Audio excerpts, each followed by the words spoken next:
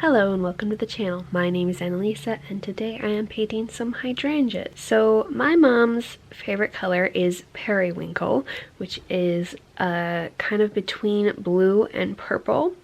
And so one of her favorite flowers is the hydrangea because it comes in a lot of colors ranging from pink to purple to blue. So you get a lot of those pretty in between purple and blue sort of colors.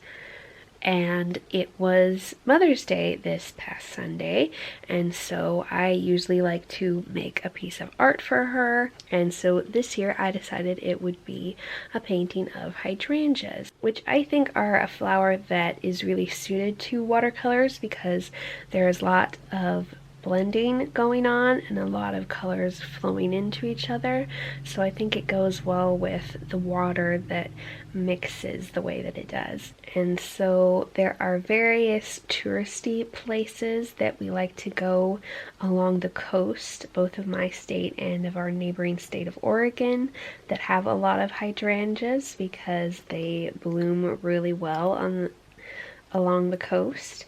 And so I've seen loads and loads of hydrangeas in these places, and we have a few of our own at home, but they don't grow blue here, they grow pink. And so I decided that I wanted to do a painting that would include all the different shades that you might find in a hydrangea bush.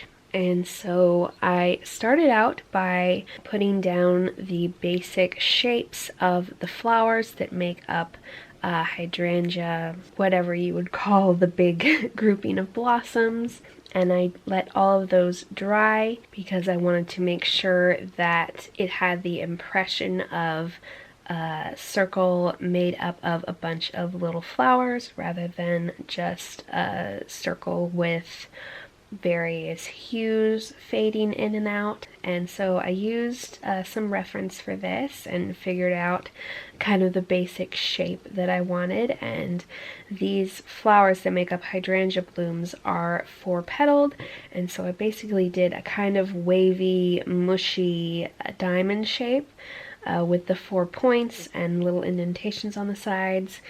And I tried to keep them loose and make it so that each one was different, so it didn't look too exact or too much like it was made by machine. And so I did blue ones in the center, purple ones to one side, and pink to the other side because I wanted to kind of have the lightest color be in the middle and then have it get darker on the sides, because the pink that we find in hydrangeas usually isn't a very light pink, it's usually fairly dark and saturated. And I also didn't want it to march across the page in sort of gradient. I wanted to, instead of going from blue to purple to pink, I wanted it to kind of be more of a jumbled mix so it looked a bit more natural.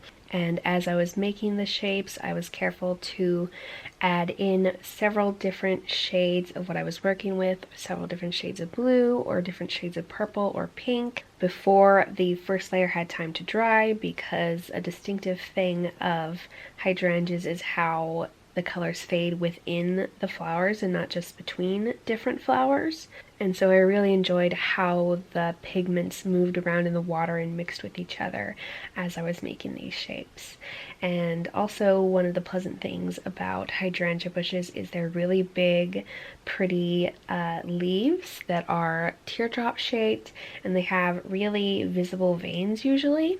So I used a similar method with the leaves where I put down the veins and the outlines first so that I could then go over with some more green, but because of watercolor's transparency, you would still see the veins through it, but they wouldn't be too glaring.